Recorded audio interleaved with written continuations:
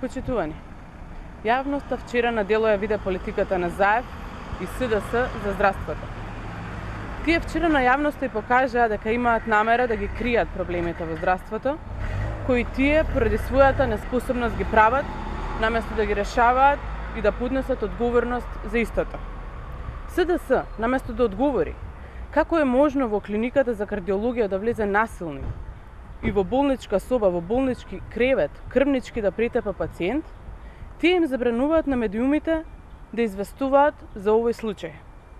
Заменичката директорка на клиниката за кардиологија дрско ги бркаше медиумите и не даде одговор како е возможно некој да влезе и да претепа пациент.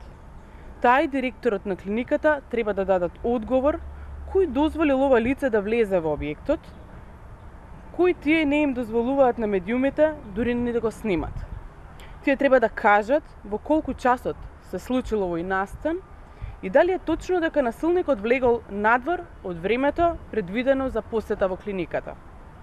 Очигледно решиле да го кријат овој скандал, исто како што се уште се кријат и не се произнесуваат за скандалозната смрт на 10 деца во рок од неколку дена.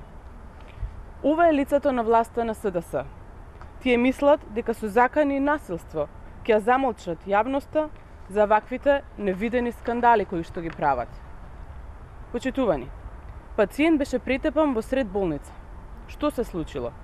Граѓаните веќе не само што треба да стравуваат за своето здравје поради неспособност на кадрите на СДС и нивните погрешни политики, сега ќе треба да се плашат кога ќе отидат во некоја болница, некој крвнички да не ги претепа. Одговорност за ова мора да има. И морална и политичка, но и кривична. За жал, сите надлежни институции молчат и се обидуваат да го прикријат овој скандал. Порано или подоцна, неспособните кадри на СДС ќе одговорат заради својата негрижа